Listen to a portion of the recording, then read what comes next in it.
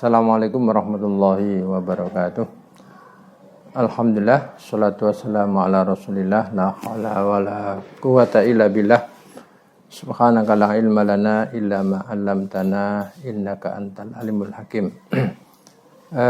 Pemirsa as-shaimin was-shaimat, kita bersyukur kepada Allah bahwa kita masih diberi kesempatan untuk melaksanakan perintah-perintah Allah dan meninggalkan larangan-larangan Allah Subhanahu wa taala, khususnya di bulan Ramadan ini, dan kita berharap mudah-mudahan amal ibadah kita senantiasa diterima oleh Allah Subhanahu wa taala. Amin ya rabbal alamin. Dengan waktu yang singkat ini, pemirsa, kita akan melihat satu ayat yang Allah Subhanahu wa taala firmankan setelah ayat itu membicarakan terkait dengan masalah puasa, kemudian masalah Quran, dan selanjutnya adalah terkait masalah doa. Jadi di dalam ayat Al-Quran Allah Subhanahu wa taala berfirman di surat Al-Baqarah ayat 186. Di sana Allah menyatakan, Allah berfirman, A'udzubillahi minasyaitonirrajim, bismillahirrahmanirrahim. Wa idza sa'alaka ibadi anni fa inni qarib ujibu da'watad da'i idza da'an falyastajibu li wal yu'minu bi la'allahum yarshudun. Pemirsa, ayat ini adalah ayat menyangkut masalah doa. Tidak jauh dengan perintah puasa. Karena memang orang yang berpuasa itu adalah doanya diijabahi oleh Allah Subhanahu wa taala. Dalam sebuah hadis Rasulullah menyatakan salah satu da'wat la turad. Jadi ada 3 doa yang doa itu tidak ditolak oleh Allah Subhanahu wa taala. 3 doa itu adalah yang pertama as-shaimu hatta yuftir. Yaitu orang yang berpuasa sampai dia itu berbuka. Kemudian yang kedua adalah al-musafiru hatta yarji. Orang musafir, orang dalam perjalanan sampai dia itu pulang atau kembali. Dan yang ketiga adalah ad-da'watul mazlum, itu doanya orang-orang yang teraniaya. Terkait dengan itu, pada ayat ini ada asbabun nuzulnya. Di surat Al-Baqarah ayat 186, ini ada asbabun nuzulnya. Asbabun nuzulnya itu adalah ada seorang Arab Badui yang datang kepada Rasulullah terkait menyangkut masalah Tuhan, menyangkut masalah Allah. Orang Badui itu dengan lugu menyatakan, "Ya Rasulullah, aqaribun rabbuna am ba'id?" Rasul, apakah Tuhan kita itu dekat atau jauh? Kalau dekat, fa'unaji. Kalau dekat, aku akan berdoa dengan pelan-pelan, dengan bermunajat.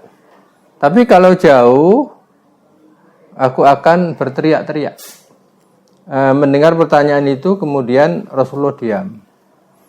Setelah diam, turunlah ayat ini, wa idza salaka ibadi anni fa inni qarib ujibu da'watad da'i idza da'an falyastajibu li wal yu'minu bila allahum yarshudun. Yang artinya, Muhammad, apabila ada hambaku yang bertanya tentang aku, maka jawab, aku dekat. Aku akan mengijabahi doa-doa hambaku apabila hambaku itu mau berdoa kepadaku. Tapi dengan syarat falyastajibuli, dengan syarat hendaklah hambaku itu memenuhi seruanku, dan juga wal yu'minu bi, dan hambaku itu senantiasa beriman yakin kepadaku, la'allahum yarshudun, agar mereka itu dapat bimbingan dari Allah Subhanahu wa taala. Pemirsa, perlu diketahui bahwa doa itu adalah termasuk ibadah. Bahkan banyak perintah-perintah dalam Al-Quran itu Allah merintahkan kepada kita semuanya. Misalkan, ud'uni astajib lakum. Jadi berdoalah kamu kepadaku, aku akan ijabahi. Ya. Jadi Allah merintahkan kita untuk berdoa. Kemudian Allah juga janji bagi orang yang berdoa itu akan diijabahi oleh Allah Subhanahu wa taala. Ini menunjukkan perintah ya. Di dalam ayat lain juga Allah menyatakan ud'u rabbakum tadarru'an wa khufyah. Dan berdoalah kamu kepada Tuhanmu dengan rasa rendah hati, betul-betul merendah. Kita sebagai hambanya, ada zat yang maha agung, ada zat yang maha tinggi yang kita mintai segalanya. Jadi Allah Subhanahu wa taala ini memerintahkan tadarruan dengan rendah hati wa khufyah dan penuh rasa takut. Perintah di dalam hadis juga ada terkait dengan masalah doa. Misalkan Rasulullah menyatakan ud'u rabbakum wa antum muqinuna bil ijabah. Dan berdoalah kamu kepada Tuhanmu wa antum muqinuna bil ijabah, dan kamu itu yakin bahwa doamu itu akan diijabahi oleh Allah Subhanahu wa taala.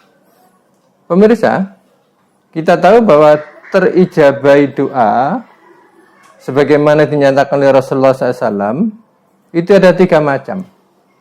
Yang pertama ada istilahnya cash ya. Cash itu ya di saat itu hamba minta kemudian langsung diijabai. Misalkan ada orang daftar pegawai negeri yang selama ini dicita-citakan, kemudian dia ikut tes dan dia berdoa, ya Allah ya Allah, kiranya Engkau beri kesempatan ini, beri lulus pada saat saya tes ini menjadi calon pegawai negeri sipil atau aparatur negara gitu ya. Kemudian di saat itu dia langsung begitu pengumuman atau begitu setelah mengerjakan soal dia dapat ranking dan dinyatakan lulus. Itu cash ya. Contoh lagi misalkan jamaah bahagia, ada orang yang anak pertama itu laki-laki gitu ya, laki-laki. Kemudian hamil lagi lah istrinya. Biasanya yang kedua itu biasanya dipinginkan anak perempuan karena yang pertama adalah laki-laki. Begitu dia berdoa, ya Allah selamatkanlah istriku nanti dalam melahirkan anakku, dan kalau Engkau menghendaki Allah tolong ya mohon yang laki-laki, yang perempuan gitu ya. Setelah itu betul apa yang diinginkan jadi, itu namanya doa yang mengkes. Tetapi ada doa Allah mengijabah itu didelay ya, didelay itu ditunda. Ditunda itu tidak di saat itu tapi tunggu waktunya, tapi jelas Allah mengabulkannya itu. Ya. Allah mengabulkan doa itu. Misalkan anak pertama laki-laki, kedua pengennya perempuan, tapi kok laki-laki lagi. Kemudian ketiga lagi hamil lagi, pengennya perempuan, kok laki-laki lagi. Sampai baru Allah nunda, anak yang kelima baru perempuan. Itu namanya didelay. Dan dalam kehidupan kita, jamaah bahagia, itu kadang-kadang juga orang tua kita itu berdoa. Ya Allah, jadikanlah anakku ini anak yang sukses. Ya. Waktu bapaknya masih hidup, berdoa terus, anaknya belum sukses. Tapi begitu dia meninggal, orang tuanya meninggal, anaknya langsung sukses. Itu namanya doa yang didelay. Makanya pemirsa yang berbahagia, bagi kita yang mungkin merasa berhasil di dunia ini, itu jangan remehkan, itu adalah tidak lepas daripada doa kedua orang tua kita di saat dulu masih hidup. Itu namanya didelay. Yang ketiga, ada doa itu yang deposit. Deposit itu disimpan. Simpan. Nanti di akhir atau di akhirat, ya, di akhirat, begitu seorang hamba itu melihat pahala, dia tercengang. Sambil, ya Allah ini pahala apa? Nah, Allah menyatakan ini adalah pahala yang dulu doa-doamu kau panjatkan kepadaku di dunia belum saya kabulkan. Sekarang saya kabulkan, inilah pahalanya. Setelah Rasulullah menerangkan begitu itu jangan bahagia. Para sahabat apa dia? Ya Rasulullah, kalau gitu aku banyak-banyak berdoa kepada Allah Subhanahu wa taala. Maka lewat kesempatan ini saya berpesan usini wa iyyakum pada diri saya juga kepada jamaah bahagia, pemirsa, khususnya di bulan Ramadan begini ini jangan sampai kita lewatkan untuk berdoa. Karena hadis Rasulullah tadi menyatakan 3 doa yang tidak ditolak oleh Allah, salah satu adalah as-shaimu hatta yuftir. Itu orang yang berpuasa sampai dia itu berbuka.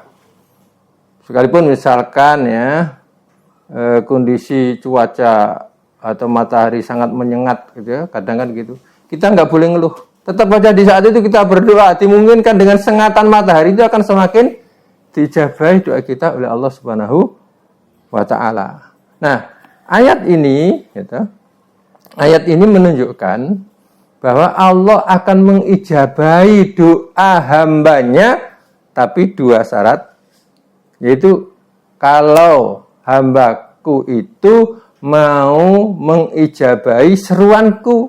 Nah, ya.